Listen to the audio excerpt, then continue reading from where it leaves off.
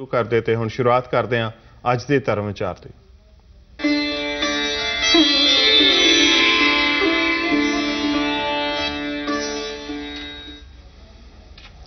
सत्संग जी, अज के धर्म विचार में असीं गुरु ग्रंथ साहिब जी विच धन धन श्री गुरु नानक देव जी वालों उचारण की ओंकार बाणी के संबंध में विचार साझी करनी है। तो साडे नाल डॉक्टर हरभजन सिंह जी मौजूद ने जो कि प्रोजैक्ट डायरैक्टर ने ते मुखी ने पंजाबी यूनीवर्सिटी डॉक्टर बलबीर सिंह ਸਾਹਿਤ केंद्र देहरादून विखे।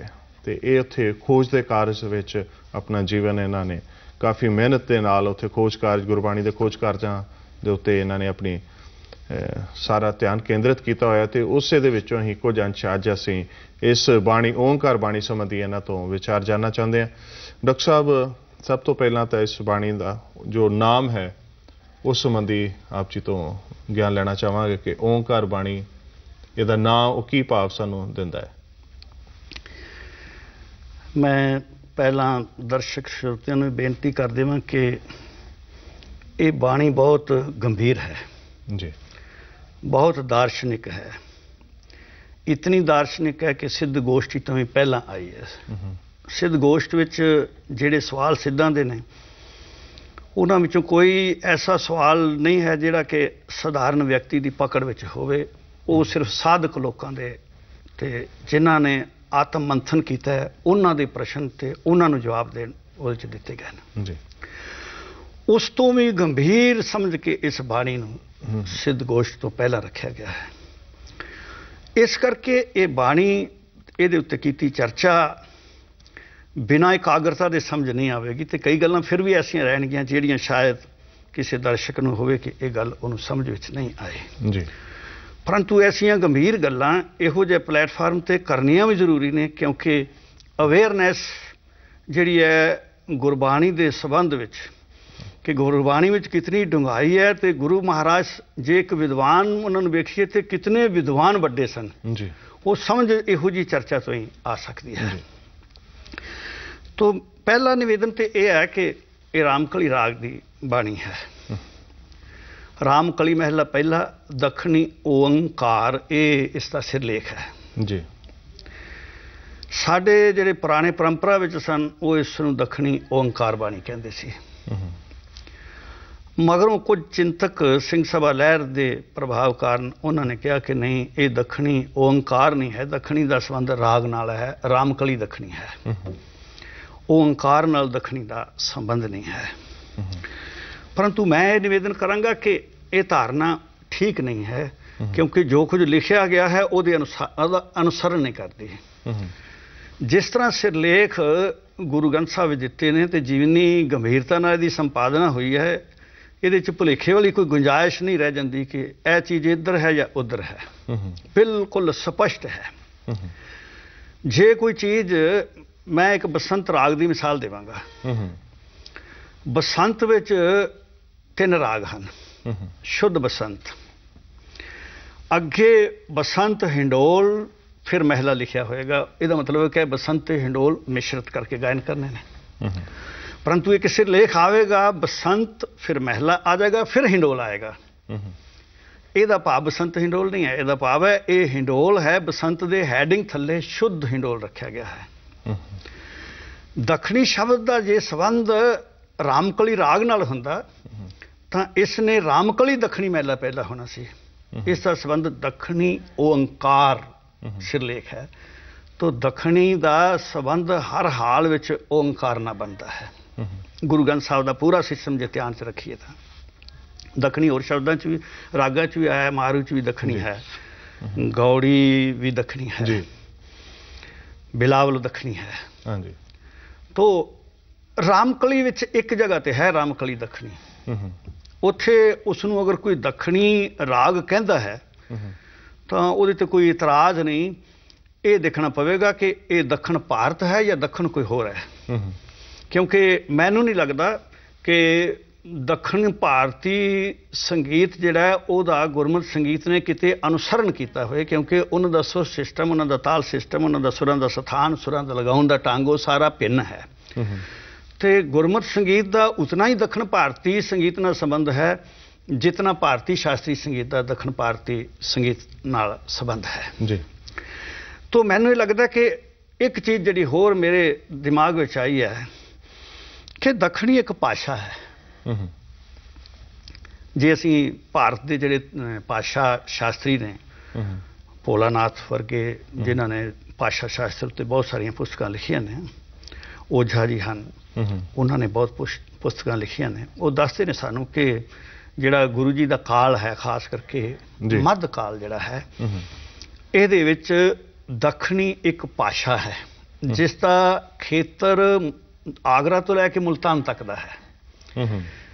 ये हरियाणवी पंजाबी मुल्तानी ये सारिया भाषावां का एक साझा नाम है उस वेले वो है दक्षिणी। ये दक्षिणी ही बाद विच हिंदवी हिंदुस्तानी बनती है तो दिलवी भाषा भी इस नूं कहा जाता है। इस दियां अगे होर जिहड़े ने वख-वख प्रकार हैं जिहड़े कि इहदे विच समेटे हुए हैं ते इस भाषा नूं ही उर्दू की जन्मदाती कहा जाता है दक्षिणी भाषा। फिर गोरखनाथ की बाणी, रामानंद की बाणी, रविदास जी की बाणी, कबीर जी की बाणी इस नूं कहा गया कि इहदी भाषा दक्षिणी भाषा है। मैनूं ये जापदा कि इत्थे दक्षिणी जिहड़ी है भाषा है ते दक्षिणी भाषा के सामने एक समस्या है, वो समस्या है लिपि की जी कि एक कंपीटेंट लिपि चाहिए है परंतु लिपि चाहिए है जिहड़ी इस दक्षिणी लोक बोली, क्योंकि लोक बोली होगी ना ये अनेकों बोलियां समा गई, तो ये जिहड़ी एक लोक बोली है जिहड़ी संस्कृत तो भिन्न है जी, ਇਹਦੇ वास्ते आम आदमी की सूझ समझ विच आउण वाली एक सरल लिपि ਇਹਦੀ एक समस्या बनी हुई है जी। असीं जानते हैं कि पहला ब्रह्मी लिपि सी, ब्रह्मी तो अगे नागरी, फिर देवनागरी, ਇਹਦੇ ਵਿੱਚ शारदा भी आई, वो भी अजमाई गई, टाकरी भी, लंडे भी आए, कई प्रकार दीयां लिपियां जिहड़ियां ने ये अजमाइयां गईयां कि किहड़ी लिपि कंपीटेंट हो सकती है। मैनूं ये लगता कि ओंकार बाणी जिहड़ी है ਇਹਦੇ ਵਿੱਚ गुरु जी ने बड़ी गंभीरता नाल विश्लेषण किया है लिपि का जी। और ओंकार शब्द जिहड़ा परमेश्वर वास्ते है जी, उस ओंकार नूं गुरु जी ने अक्षरां विच बदल के उसनूं वर्णमाला, ये एक दक्षिणी जिहड़ी भाषा है ਉਹਦੇ वास्ते एक इस बाणी विच लिपि का विश्लेषण किया गया है। एक बेनती तो यह कर दिया कि लिपि आधारित बाणियां लिखण की एक परंपरा सी जी। 52 अखरियां लिखियां जांदियां सन, कबीर जी ने 52 अखरी लिखी है। 52 अखरी गुरु अर्जन देव जी ने होर मकसद वास्ते लिखी है जी, परंतु लिखी है पट्टी है, पट्टी लिखी है, 2 पट्टियां, गुरु ग्रंथ साहिब दे विच 5 बाणियां लिपि आधारित बाणियां हैं। इस अलावा पंजाबी साहित्य में भी देखते हैं भी फारसी में सी हरफी इसी तरह लिखी जाती सी, जिवें पूर्ण भगता कादर ने किसा लिखा है तो उसने मीम मिलन आई चल इछरा भी लोगों आख्या आया है साध कोई, या नून नज़र की पूर्ण भगत रीता। जिस तरह बच्चे नूं ए फॉर एप्पल पढ़ाया जाता है, ऊड़ा ऊठ पढ़ाया जाता है, आयड़ा अनार पढ़ाया जाता है, इसे तरह जिस किस्म की रचना होंदी सी उस किस्म का श्रोता उस अक्षरां तो की भाव ग्रहण करे जी। ਜਿਹੜੇ ਸਾਧਕ ਲੋਕ ਸਨ ਉਹਨਾਂ ਨੇ ਸਾਧਕਾਂ ਨੂੰ ਅਕਸ਼ਰਾਂ ਰਾਹੀਂ ਉਪਦੇਸ਼ ਕੀਤਾ ਕਿ ਇਸ ਅਕਸ਼ਰ ਤੋਂ ਤੂੰ ਇਹ ਭਾਵ ਗ੍ਰਹਿਣ ਕਰ। ਗੁਰੂ ਜੀ ਨੇ ਅਕਸ਼ਰਾਂ ਦੀ ਵਰਤੋਂ ਕਰਕੇ ਤੇ ਅਕਸ਼ਰਾਂ ਦਾ ਇੱਕ ਮੰਥਨ ਕੀਤਾ ਹੈ ਕਿ ਅਕਸ਼ਰ ਕਿਹੜਾ ਚਾਹੀਦਾ ਕਿਹੜਾ ਨਹੀਂ ਚਾਹੀਦਾ ਲਿਪੀ ਨੂੰ ਜੀ। ਕਿਉਂ? ਕਿਉਂਕਿ 52 ਅੱਖਰ ਜਿਹੜੇ 52 ਅੱਖਰੀ ਦੇ ਨੇ ਉਹ ਕੰਪਲਿਕੇਟਡ ਹਨ। ਉਹਨਾਂ ਵਿੱਚ ਕਈ ਪ੍ਰਕਾਰ ਦੇ ਲਰੀ, फिर एक रारे नूं सिहारी वाली, फिर एक ला, एक लरी, एक लरी, इसी तरह रा कितने प्रकार दे सन, एक री बन गई, फिर रा कई कितने तरह के, एक ऊपर लगन वाला, एक थल्ले अक्षर दे लगन वाला, एक पूरा रा, तो एक कंप्लीकेशन जिहड़ी सी बन गई सी जी। इस तरह सा शाह दे अगे फिर पेट कटिया शाह, और मैं पेट कटे शाह के संबंध में ये गल कह देवां कि जिथों तक मैं इसकी पड़ताल की है वास्तव में शाह सी नहीं, इस करके गुरबाणी में असीं इसनूं पुरुष नहीं कहते पुरख कहने खा पा दिता गया है। क्यों पा दिता गया कि वास्तव में ये खा सी ਠੀਕ ਹੈ। ਪੁਰਾਣੇ ਵੇਦ ਪਾਠੀ ਵੀ ਇਸ ਨੂੰ ਪੁਰਖ ਪੜ੍ਹਦੇ ਸਨ। ਇਹ ਖਾ ਵਾਸਤਵ ਵਿੱਚ ਇਹ ਖਾ ਜਿਹੜਾ ਹੈ ਸੌਫਟ ਖਾ ਹੈ, ਫਾਰਸੀ ਵਾਲਾ, ਜਿਹਦੇ ਪੈਰ 'ਚ ਅਸੀਂ ਅੱਜ ਬਿੰਦੀ ਲਗਾਉਂਦੇ ਹਾਂ ਪੰਜਾਬੀ ਗੁਰਮੁਖੀ 'ਚ ਲਿਖਣਾ ਹੋਵੇ ਤਾਂ। ਤੋ ਇਹ ਪੁਰਖ ਸੀ। तो ये इस तरह मैं बेनती कर रहा सी कि कितने प्रकार के शाह हो गए, कितने राह हो गए। तो एक कंप्लीकेशन आम आदमी वास्ते पैदा होगी कि लिखत जी गुंझलदार होगी। और ये जी बाणी है जी, ਇਹਦੇ ਵਿੱਚ ਜਿਹੜੀ ਰਹਾਉ ਦੀ ਪੰਕਤੀ ਹੈ ਉਹਦੇ ਵਿੱਚ ਹੀ ਗੁਰੂ ਜੀ ਨੇ ਜਿਹੜੇ ਗਿਆਨਵਾਨ ਸਨ ਉਸ ਸਮੇਂ ਦੇ ਉਹਨਾਂ ਨੂੰ ਕਿਹਾ ਕਿ ਇਹ ਗਿਆਨੀ ਲੋਕੋ, ਇਹ ਤੁਸੀਂ ਲਿਖਤ ਨੂੰ ਕੰਪਲਿਕੇਟਡ ਕਰ ਦਿੱਤਾ ਹੈ। ਸੁਣ ਪਾਂਡੇ, ਕਿਆ ਲਿਖੋ ਜੰਜਾਲਾ।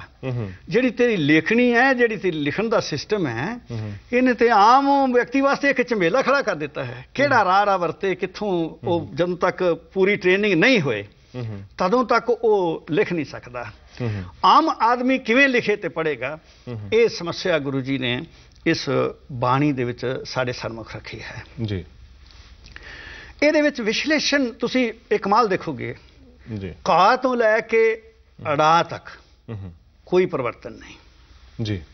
ਕੱਕਾ ਖੱਖਾ ਗੱਗਾ ਘੱਗਾ ਇੱਕ ਸਿਸਟਮ ਚ ਆ ਰਿਹਾ ਹੈ ਜੀ, ਪਰੰਤੂ ਕੱਕਾ ਖੱਖਾ ਸ਼ੁਰੂ ਹੋਣ ਤੋਂ ਪਹਿਲਾਂ ਕੁਝ ਅਕਸ਼ਰ ਜਿਹੜੇ ਕਿ 52 ਅੱਖਰੀ ਵਿੱਚ ਵੀ ਨਹੀਂ ਹਨ, ਅੱਜ ਗੁਰਮੁਖੀ ਵਿੱਚ ਵੀ ਵੇਖਾਂਗੇ ਉਹ ਨਹੀਂ ਆਉਂਦੇ, ਉਹਨਾਂ ਦਾ ਵਿਸ਼ਲੇਸ਼ਣ ਕੀਤਾ ਗਿਆ ਜੀ।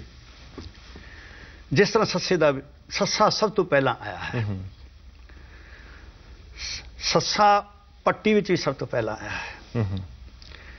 ਓਂਕਾਰ ਬਾਣੀ ਤੇ ਗੁਰੂ ਅਰਜਨ ਦੇਵ ਜੀ ਦੀ 52 ਅੱਖਰੀ, ਇਹਦੇ ਵਿੱਚ ਕੋਈ ਅਕਸ਼ਰਾਂ ਦਾ ਕ੍ਰਮ ਜਿਹੜਾ ਹੈ ਉਹਦੇ ਵਿੱਚ ਰਤਾ ਵੀ ਪਰਿਵਰਤਨ ਨਹੀਂ ਕੀਤਾ ਗੁਰੂ ਅਰਜਨ ਦੇਵ ਨੇ। ਇਹ ਕਿਉਂ ਜੀ? ਇਹ ਵੀ ਇੱਕ ਸਵਾਦਲੀ ਗੱਲ ਹੈ। ਹਾਂਜੀ। 52 ਅੱਖਰੀ ਉਸ ਤਰਸ ਤੇ ਕੀਤੀ ਗਈ ਰਚਨਾ ਨਹੀਂ ਹੈ। 52 ਅੱਖਰੀ ਗੁਰੂ ਮਹਾਰਾਜ ਦੀ ਓਂਕਾਰ ਬਾਣੀ ਦੀ ਪ੍ਰੋੜਤਾ ਹੈ, ਉਸ ਨੂੰ ਇੱਕ ਸ਼ਰਧਾਂਜਲੀ ਹੈ ਗੁਰੂ ਜੀ ਦੇ ਵਿਵੇਕ ਨੂੰ, ਗੁਰੂ ਨਾਨਕ ਸਾਹਿਬ ਦੇ ਵਿਵੇਕ ਨੂੰ ਜੀ। ਇਸ ਕਰਕੇ ਇਸ ਬਾਣੀ ਦਾ ਆਰੰਭ ਹੀ ਜਿਹੜਾ ਹੈ ਗੁਰੂਦੇਵ ਨੂੰ ਨਮਸਕਾਰ ਕਰਕੇ, ਗੁਰਦੇਵ ਮਾਤਾ, ਗੁਰਦੇਵ ਪਿਤਾ, ਗੁਰਦੇਵ ਸੁਆਮੀ ਪਰਮੇਸ਼ਰ, ਗੱਲ ਹੀ ਇੱਥੋਂ ਸ਼ੁਰੂ ਕੀਤੀ ਹੈ ਜੀ। ਔਰ ਫਿਰ ਇਹ ਸ਼ਲੋਕ ਫਿਰ ਅਖੀਰ ਚ ਲਿਆਏ ਨੇ ਔਰ ਕਿਹਾ ਕਿ ਇਹ ਸ਼ਲੋਕ ਆਦੰਤ ਪੜ੍ਹਨਾ ਜੀ। ਕਿਉਂ? ਕਿਉਂਕਿ ਇਸ ਸ਼ਲੋਕ ਵਿੱਚ ਗੁਰੂ ਨਾਨਕ ਸਾਹਿਬ ਨੂੰ ਨਮਸਕਾਰ ਹੈ ਕਿ ਗੁਰੂ ਨਾਨਕ ਸਾਹਿਬ ਦੀ ਵਿਦਵਤਾ ਨੂੰ ਨਮਸਕਾਰ ਹੈ। ਉਸ ਵਿਦਵਤਾ ਨੂੰ, ਜਿਹੜੀ ਵਿਦਵਤਾ ਦੇ ਦਰਸ਼ਨ ਓਂਕਾਰ ਬਾਣੀ ਚ ਹੁੰਦੇ ਨੇ, ਉਸ ਵਿਦਵਤਾ ਨੂੰ ਨਮਸਕਾਰ ਹੈ ਜੀ। ਗੁਰੂ ਨਾਨਕ ਸਾਹਿਬ ਦੀ ਉਸ ਵਿਦਵਤਾ, ਉਸ ਵਿਸ਼ਲੇਸ਼ਣ ਜਿਹੜਾ ਭਾਸ਼ਾ ਸ਼ਾਸਤਰ ਦਾ ਕੀਤਾ ਹੈ ਤੇ ਜਿਹੜਾ ਲਿਪੀ ਦਾ ਕੀਤਾ ਹੈ, ਉਸ ਨੂੰ ਗੁਰੂ ਜੀ ਨੇ ਇੰਪਲੀਮੈਂਟ ਕੀਤਾ ਜਦੋਂ ਸ਼੍ਰੀ ਗੁਰੂ ਗ੍ਰੰਥ ਸਾਹਿਬ ਦੀ ਲਿਖਾਈ ਕਰਾਈ। ਉਹ ਧਿਆਨ ਵਿੱਚ ਰੱਖ ਕੇ ਗੁਰਮੁਖੀ ਲਿਪੀ ਵਿੱਚ ਜਿਹੜੀ ਲਿਖਵਾਈ ਗੁਰੂ ਅਰਜਨ ਦੇਵ ਜੀ ਨੇ ਕਰਵਾਈ ਹੈ। ਇਸ ਕਰਕੇ ਉਹਨਾਂ ਦੀ ਓਂਕਾਰ ਬਾਣੀ, ਜਿਹੜੀ ਦੱਖਣੀ ਓਂਕਾਰ ਬਾਣੀ ਹੈ, ਉਸ ਨੂੰ ਇੱਕ ਸ਼ਰਧਾਂਜਲੀ ਦਿੱਤੀ ਹੈ ਔਰ ਉਸ ਦੀ ਪ੍ਰੋੜਤਾ ਕੀਤੀ ਹੈ ਗੁਰੂ ਅਰਜਨ ਦੇਵ ਮਹਾਰਾਜ ਜੀ ਦੀ 52 ਅੱਖਰੀ ਲਿਖਣ ਦਾ ਮੈਨੂੰ ਇਹ ਕਾਰਨ ਸਮਝ ਆਇਆ ਜੀ। ਸੋ ਇਹ ਬਾਣੀ ਦੇ ਸੰਬੰਧ ਵਿੱਚ, 52 ਅੱਖਰੀ ਦੇ ਸੰਬੰਧ ਵਿੱਚ ਇੱਕ ਬੜੀ ਹੀ ਡੂੰਘੀ ਵਿਚਾਰ ਜਿਹੜੀ ਹੈ ਡਾਕਟਰ ਸਾਹਿਬ ਸਾਡੇ ਨਾਲ ਸਾਂਝੀ ਕਰ ਰਹੇ ਆ ਤੇ ਵਿਚਾਰ